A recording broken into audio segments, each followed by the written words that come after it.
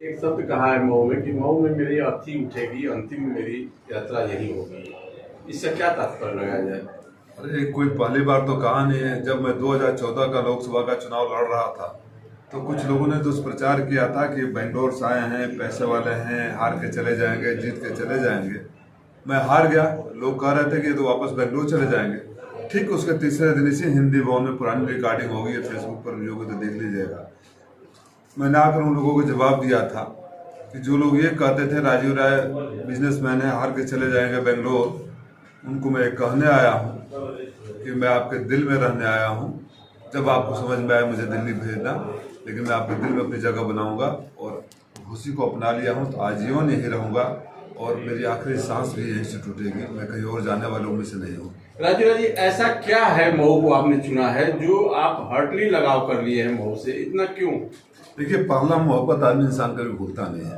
पहला चुनाव में जिंदगी का लोकसभा का ही लड़ा और वो मौका मुझे घोसी में मिला। कल्पनाथ राय जी का नाम सुनकर हम लोग बड़े हुए थे, विकास पुरुष, और वो एक हम लोग कहीं थे बचपन में सुना करते थे। मैं कल्पनाथ राय जी से जब मिला तो प्रभावित भी बहुत हुआ था। और जब वैक्यूम हो गया, ये ऊपर वाले का निर्णय था कि मैं घोसी चुनाव लड़ने आऊँ।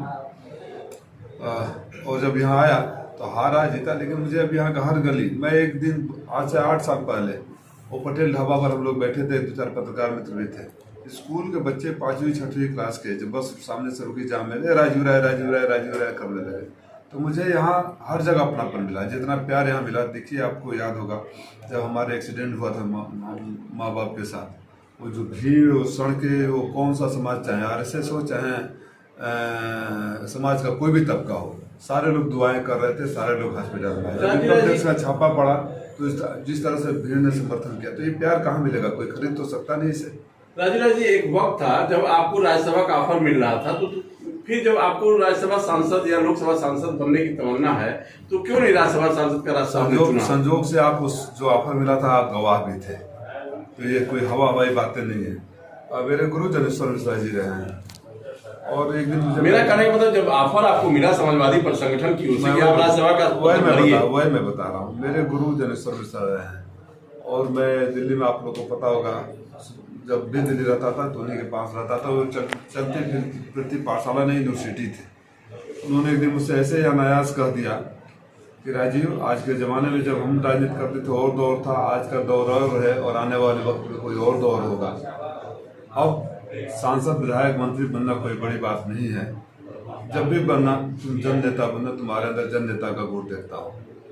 गुरु जी की 2 बातें, एक तो मेरे मरने के बाद कोई मेरा कोई तिथि नहीं मनाएगा, जन्म तिथि नहीं मनाएगा और ये गोष्ठी नहीं होगी, उसको मैं आज भी निभाता हूँ। आज भी दिल्ली में मैं करता हूँ। उस बात को आत्मसात कर लिया कि जब भी मैं जाऊँगा जनता के बीच से चुन के जाऊँगा, जनता की दुआओं को जाऊँगा। मैंने देखा है कि राज्यसभा में बैक डोर से जाने वाले कहीं भी वो जनता के प्रति उतने जवाबदेह नहीं होते हैं। जनता की उम्मीदें तो बढ़ जाती है। एक आखिरी सवाल मेरा है कि आपको मौजूदा समय में बसपा प्रत्याशी बालकृष्ण चौहान भी आ गए हैं और भाजपा सुभाजपा गठबंधन से ओमप्रकाश राजभर के बेटे अरविंद राजभर आ चुके हैं।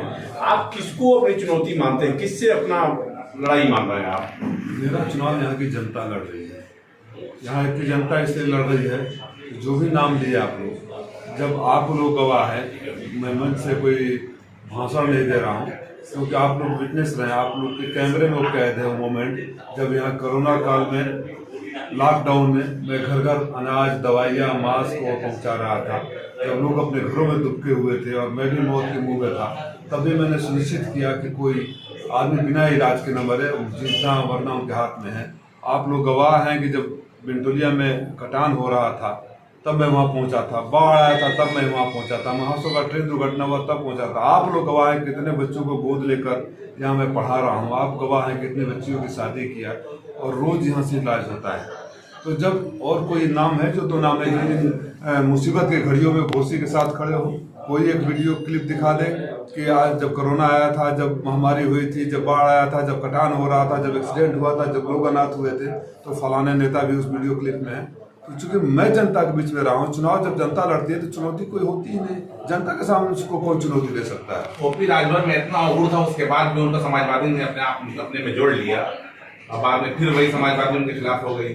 वो समाजवादी के खिलाफ होगा। नहीं, जिस तरह का उनका भाषा और आचरण रहा है, जिसके परिणाम आज वो भोग रहे हैं, वो हमारे समाजवाद की संस्कृति से मेल नहीं खाता था। उनको कई बार राष्ट्रीय अध्यक्ष जी ने समझाने का प्रयास किया कि भाषा संयमित रखिए, राजनीति में विरोध होता है, इस तरह की भाषा का इस्तेमाल नहीं करते। आपने कभी अखिलेश जी को शालीनता के परिधि से बाहर जाकर बोलते हुए देखा है और उनको अच्छा नहीं लगा तो चले गए, लेकिन उनको निकाला गया या चले गए वो छोड़ के? मुझे कह दिया गया कि अगर आप नहीं सुधरेंगे तो आप स्वतंत्र हैं, आप जहाँ चाहें वहाँ जा सकते हैं, या तो सुधर जाइए या तो चले जाइए। बसपा प्रत्याशी है आज, हमारी शुभकामनाएं उनके साथ है। हकीकत उनको भी पता है, आपको पता है। कोई लड़ने वाला थोड़े कहता मैं हार रहा हूँ, कोई लड़ने वाला नहीं कहेगा ना। लोकतंत्र में सबको लड़ने का अधिकार है, दावा करने का अधिकार है, अंतिम निर्णय तो जनता करती है। ओम प्रकाश राजभर कहे थे कि हम बीएसपी से सेटिंग कर लिए, तो क्या माना जाए कि जो प्रत्याशी आए हैं सेटिंग करके आए हैं? देखिए, इसका जवाब तो ओम प्रकाश जी देंगे और चौहान साहब देंगे।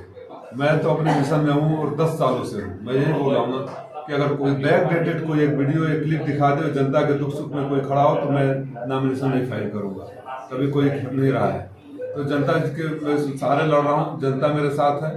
तो कौन क्या कहता है क्या नहीं कहता है उसको परवाह कौन करे, क्यों करे? क्या लग रहा है कितना हम जनता से कहेंगे तस्दीक करने, सिर्फ हमारी और प्रशासन की जिम्मेदारी थोड़ी नहीं है। जो शहर के जो शहर हमारा है तो हमारी जिम्मेदारी नहीं, सारे लोगों की ये जिम्मेदारी है इधर।